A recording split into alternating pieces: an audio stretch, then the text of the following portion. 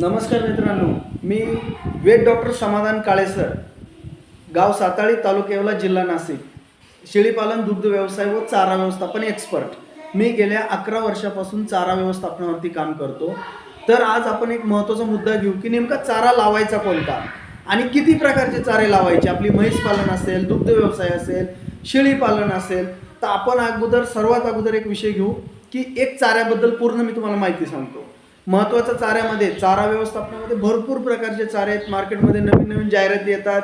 प्रत्येकजण ज्याच्याकडे जो चारा आहे त्याचं महत्त्व पटवून सांगण्याचा प्रयत्न करतो. तर आपण सर्वात बेस्ट आणि सर्वात महत्त्वाचा चारा, शेळीपालन, दुग्ध व्यवसाय आणि चारा व्यवस्थापनामधला मार्वेल गवत, त्यामध्ये अमृतसरी व्हरायटी, याबद्दल एकदम सविस्तर तुम्हाला मी डीपमध्ये माहिती सांगतो. मित्रांनो, तशा मार्वेल गवताच्या ह्या 16 व्हरायटीज आहेत. पण आपण जी सेल करतो किंवा आपल्याला जी वापरायची आहे दुधाच्या गायींच्या किंवा म्हशींच्या, शेळ्यांच्या चारा व्यवस्थापनामध्ये, तर ती अमृतसरी मार्वेल व्हरायटी ही जास्त पालेदार येते, लुसलुशीतपणा जास्त येतो आणि महत्त्वाचं दर 22 ते 25 दिवसाला कापणी येते.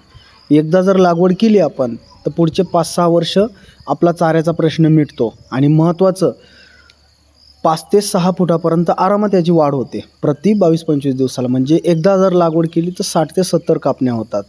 आपल्याला कापायला पण अतिशय सोयीस्कर आहे. जमिनीलगत भुईलगत जर कापली आणि 2-4 कापण्या मिळून जर आपण त्याला बुरशीनाशक वगैरे कुठलं रासायनिक खत असेल, सेंद्रिय खत असेल तुमचं, त्याचा जर डोस दिला तर त्याचं लाईफ पण टिकून राहतं, उत्पादन पण चांगलं मिळतं.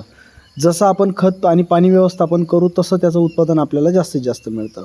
यामध्ये अजून महत्त्वाचा मुद्दा असा आहे की कितीही पाऊस होऊ द्या, या व्हरायटीला कितीही पाऊस होऊ द्या, जमीन जरी उपळली तरी ही व्हरायटी तग धरते, मर अजिबात होत नाही.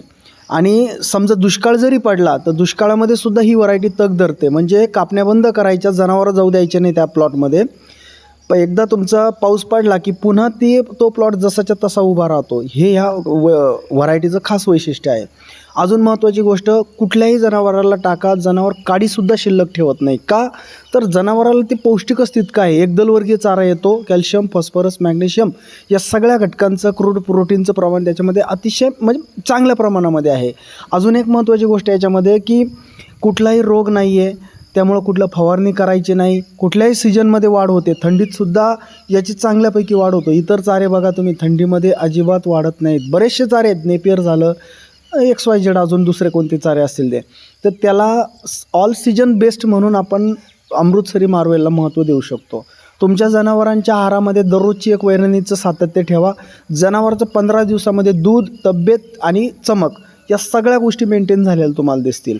याच्यानंतर महत्त्वाचे घटक सांगायचे तर जनावराला किती खाऊ घाला, अगदी 2 टाईम जरी खाऊ घातलं तरी जनावर कंटाळा करत नाही. इतर चाऱ्याचं बघा तुम्ही, जर जनावराला आपण वारंवार तोच चारा जर देत गेलं तर जनावरं अगदी कंटाळा करतात, किती जरी भारी चारा असला तरी. रोगाला बळी पडत नाही, हा तर त्याचा बेनिफिट आहेच. पण चाऱ्यामध्ये तुमचं म्हणजे उत्पादन 8 ते 10 टनाचं प्रति कापणी. अजून एक वैशिष्ट्य या चाऱ्याचं असं की याला तुम्ही वाळवून पण देऊ शकता. इतर चारे जसं आपण ज्वारी वगैरे चाऱ्यांना वाळून पण आपण त्याचा उपयोग करू शकतो, तसं याला वाळून पण देऊ शकता. क्रूड प्रोटीनचं प्रमाण जास्त असल्याकारणाने याची पचनीयता पण जास्त आहे आणि जनावराला पचण्यासाठी म्हणा किंवा आवडीसाठी सर्वात बेस्ट चारा म्हणून गणला जाईल. तर लागवडीचं नियोजन सांगतो तुम्हाला. 12 महिने याची लागवड कधीही आपल्याला करता येते. लागवड करतेवेळी जमीन भिजवून घ्यावी लागते, वाफे करावे लागतात लांब लांब, आणि अर्धा फुटाच्या अंतराने आपल्याला एक डोळा उभा खोसायचा राहतो. उगवणीच्या टप्प्यामध्ये त्याच्यापैकी निम्मी जरी मर झाली तरी तो प्लॉट एक कापणीनंतर खूप दाट होऊन जातो. बाकी पावसाळ्यामध्ये या इतर सीजनमध्ये, म्हणजे ज्या टप्प्यामध्ये वातावरण बेस्ट आहे, साधारणतः पावसाळा, या टप्प्यामध्ये एक सिंगल काडीची पण मर होत नाही. त्यामुळं प्लॉट खूपच दाट होऊन जातो. अर्धा एक फुटावरती जरी लागवड केली तरी ते मेंटेन होऊन जातं. राहिला विषय पहिल्या कापणीचा. पहिल्या कापणीला आपल्याला 1.5 महिना लागतो. एकदा पहिली कापणी झाली की मग त्यानंतर सलग 22-25 दिवसाला कापणी येते.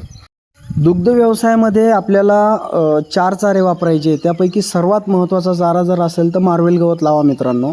दुसरा मेथी घास करा.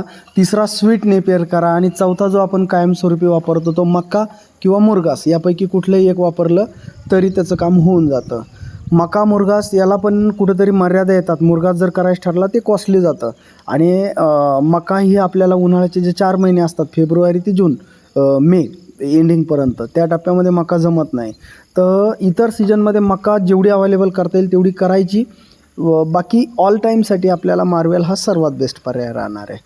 मार्वेलचा वापर मी सातत्याने माझ्या फार्ममध्ये गेल्या 11 वर्षापासून करत आहे. त्याच्यावरती मी बऱ्यापैकी अभ्यास केला, बऱ्याच व्हरायटी वापरून पण बघितल्या, बऱ्याच व्हरायटीचा अभ्यास केला असता मला ही अमृतसरी जी व्हरायटी आहे ही सर्वात बेस्ट वाटली.